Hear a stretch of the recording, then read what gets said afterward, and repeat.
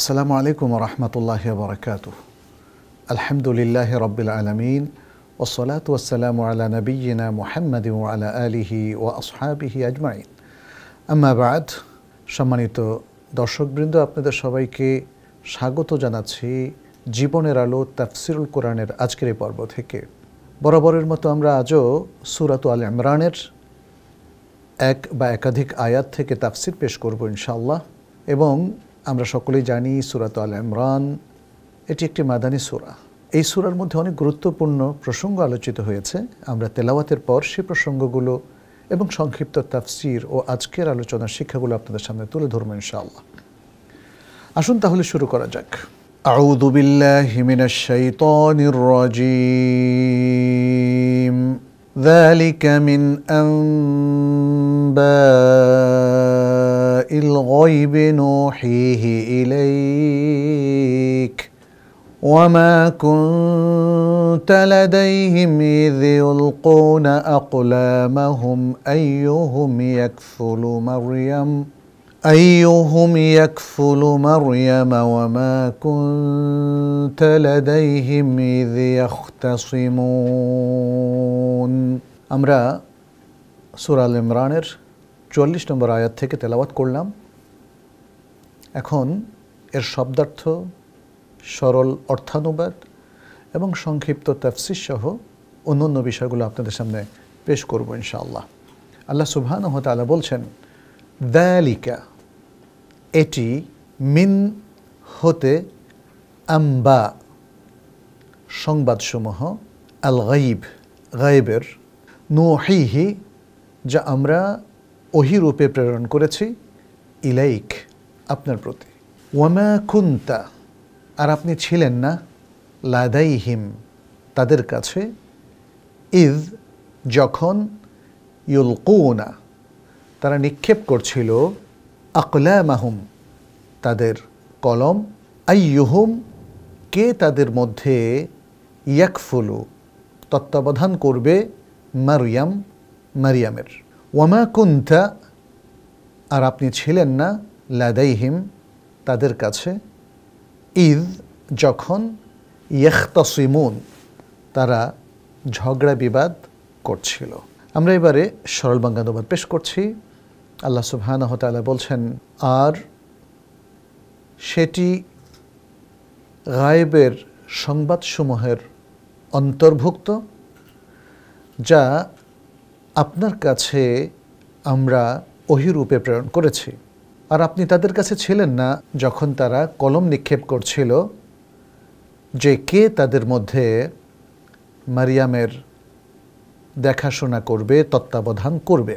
আর আপনি তাদের কাছে ছিলেন না যখন তারা পরস্পর বিবাদে লিপ্ত ছিল, তর্ক করছিল। সূরা আল ইমরানের এই ৪৪ নম্বর আয়াতটি আগের আয়াতগুলোর ধারাবাহিকতায় মারিয়ামকে ঘিরেই আলোচনা করেছে। আল্লাহ সুবহানাহু ওয়া তাআলা এই আয়াতটিতে যে সকল সংবাদ, গায়েবের সংবাদ তিনি ইতিমধ্যে নবী সাল্লাল্লাহু আলাইহি ওয়াসাল্লামের কাছে পৌঁছিয়েছেন ওহীর মাধ্যমে, সেগুলোর সত্যতা নিয়ে তিনি কথা বলেছেন। কারণ নবী সাল্লাল্লাহু আলাইহি ওয়াসাল্লাম তো এই সত্যগুলো ওহীর মারফতই জেনেছে, তিনি সেখানে উপস্থিত ছিলেন না। এবং এই আয়াতগুলোতে আল্লাহ সুবহানাহু ওয়া তাআলা মারিয়ামের জন্মের পরপর ঘটে যাওয়া ঐতিহাসিক বিষয়গুলো তুলে ধরেছেন। যেহেতু মারিয়াম আলাইহিস সালাম তিনি আল্লাহর বিশেষ এক বান্দি, যাকে তার মা বাবা বাইতুল মাকদেসের জন্যে ওয়াকফ করে দিয়েছিলেন। ফলে তিনি ছিলেন এক বিদুষী নারী, এক মহীয়সী নারী, যার তত্ত্বাবধানের জন্য সকলেই আগ্রহী ছিলেন। এবং সেই কারণে তারা কলম নিক্ষেপ করে লটারির মাধ্যমে তার তত্ত্বাবধায়ক নিযুক্ত হওয়ার জন্য তারা প্রতিযোগিতা করছিলেন। সেই ঘটনাটি আল্লাহ তাআলা এখানে তুলে ধরলেন। সুতরাং আমরা দেখতে পেলাম এই আয়াতটি আগের আয়াতের সাথে খুবই প্রাসঙ্গিক। মারিয়াম আলাইহিস সালামকে নিয়ে এখানে আলোচনা হয়েছে।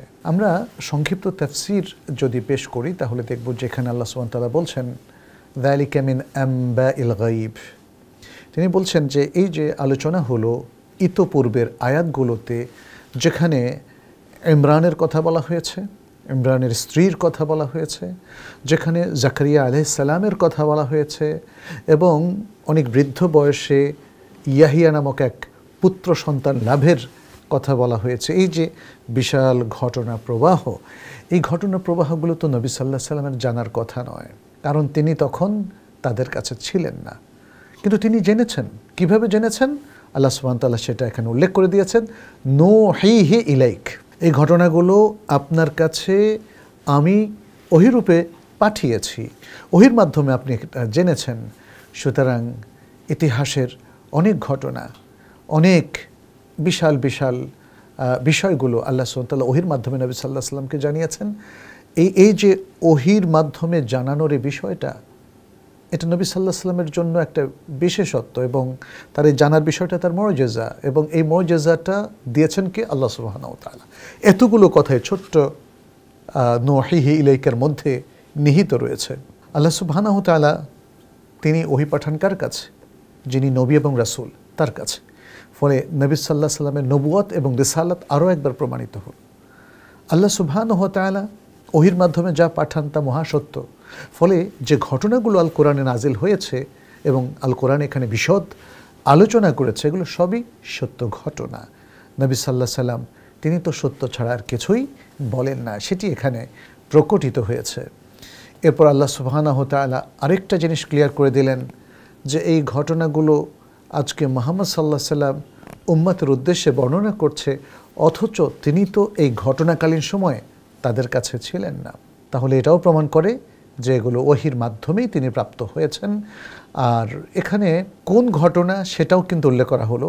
আল্লাহ সুবহানাহু ওয়া তাআলা বললেন, ওমা কুনতা লাদাইহিম ইয ইউলকুনা আকলামাহুম, যখন তারা তাদের কলম নিক্ষেপ করলো। আমরা জানি লটারি করে কে পাবে এই সিস্টেমের মধ্যে কিছু হারাম সিস্টেমও আছে, আবার হালাল সিস্টেমও আছে। যেমন হারাম সিস্টেমটাকে, হারাম সিস্টেম হচ্ছে প্রত্যেকে কিছু টাকা রাখলো, সবার টাকা মিলে কে পাবে একটা লটারির মাধ্যমে সেটা নির্ধারিত হলো, এটা হারাম, এটা জুয়া। এই লটারিটা হলো জুয়া। কিন্তু যেমন মারিয়াম, তার তত্ত্বাবধান করার জন্য অনেক ব্যক্তি স্বেচ্ছাসেবী হিসাবে এসেছেন। এখন কাকে দেওয়া যাবে? সবাই তো সমান যোগ্য, তাই না? এই অবস্থায় যে লটারি, এটা শরীয়তে জায়েজ। নবী সাল্লাল্লাহু আলাইহি সাল্লাম তার স্ত্রীদেরকে নিয়ে তিনি যখন সফরে যাওয়ার ইচ্ছা পোষণ করতেন, তখন তো সবাইকে নিতে পারতেন না। তাহলে কাকে নেবেন?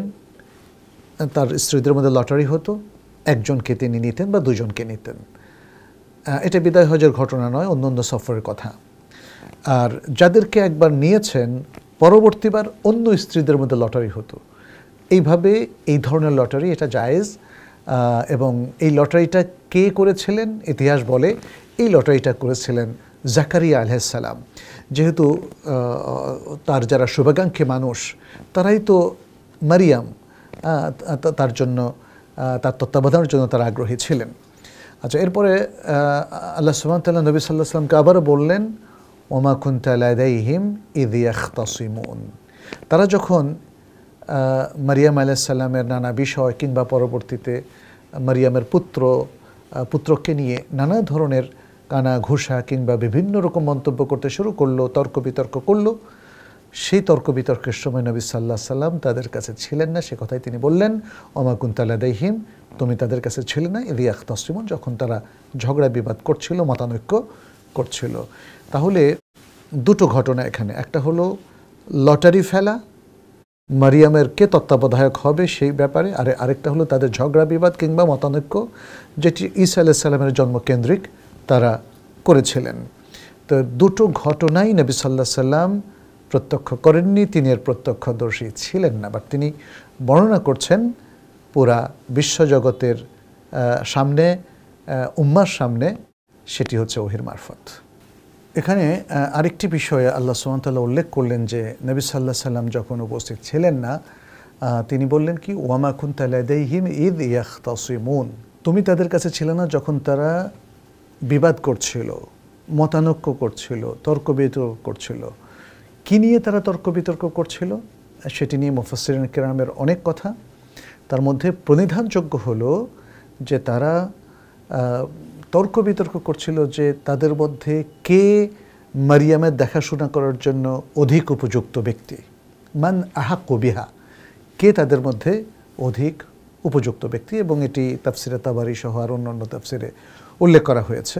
তো সুতরাং আমরা এখানে দুটো বিষয় দেখলাম, একটা হলো মারিয়াম আলাইহিস সালামের তত্ত্বাবধায়ক নির্বাচনের জন্যে লটারি সিস্টেম, যেটি জাকারিয়া আলাইহিস সালাম ব্যবস্থা করেছিলেন, আর দ্বিতীয় হলো তারা কে বেশি উপযুক্ত, অর্থাৎ লটারির আগের ঘটনা সেটিও নবী সাল্লাল্লাহু আলাইহি সাল্লাম আসলে প্রত্যক্ষদর্শী হিসাবে ছিলেন না।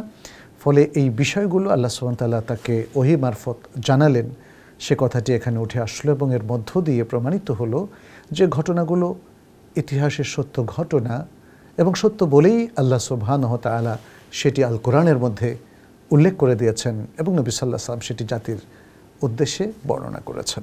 প্রিয় দর্শক, আজকের এই গুরুত্বপূর্ণ আয়াতটির সংক্ষিপ্ত ব্যাখ্যার পরে আমরা যে শিক্ষাগুলো আপনাদের উদ্দেশ্যে বর্ণনা করব, তার মধ্যে প্রথম শিক্ষা হচ্ছে এই যে জাকারিয়া আলাইহিস সালাম এবং তার সন্তান কিংবা মারিয়াম ও তার পিতার যে ঘটনাগুলো, এগুলো সত্য ঘটনা। দ্বিতীয় শিক্ষা হচ্ছে যে এই ঘটনাগুলো পরবর্তীতে বর্ণনা করার কারণে এটি গায়েবের অন্তর্ভুক্ত হয়ে গেছে, কারণ পরবর্তী যুগের মানুষ তো আর আগের ঘটনাগুলো জানে না। তৃতীয় শিক্ষা হচ্ছে গায়েবের বিষয়গুলো যখন ওহী মারফত আমাদের কাছে আসে তখন তাতে বিশ্বাস স্থাপন করাটা জরুরি এবং এটা ঈমানের অংশ। পঞ্চম বিষয়টা হলো নবী সাল্লাল্লাহু আলাইহি ওয়াসাল্লামের কাছে আল্লাহ সুবহানাহু ওয়া তাআলা অতীতের ঘটনা এবং আরও অনেক কিছু ওহীর মারফত তিনি নাজিল করেছেন। ষষ্ঠ শিক্ষাটা হচ্ছে মারিয়াম আলাইহিস সালামের দায়িত্ব নেওয়ার ক্ষেত্রে তখনকার লোকদের মধ্যে একটা বিতর্ক তৈরি হয়েছিল। প্রত্যেকে দাবি করছিল যে সেই তার দায়িত্ব নেবে এবং দায়িত্ব নেওয়ার উপযুক্ত। প্রিয় দর্শক, আজকের আলোচনা থেকে সর্বশেষ যে শিক্ষাটা আমরা পাই সেটি হচ্ছে মারিয়াম আলাইহিস সালামের তত্ত্বাবধানের দায়িত্ব কে পাবে সেটি নিয়ে তাদের মধ্যে কলম নিক্ষেপের মাধ্যমে লটারি হয়েছিল। সেটা সেই শরিয়াতে জায়েজ ছিল এবং একই ধরনের সিস্টেম নবী সাল্লাল্লাহু আলাইহি সাল্লাম ইসলামী শরিয়তের মধ্যেও জায়েজ রেখেছেন, যখন তিনি সফরে তার স্ত্রীদের মধ্যে কে তার সঙ্গী হবে সেটা লটারি করতেন।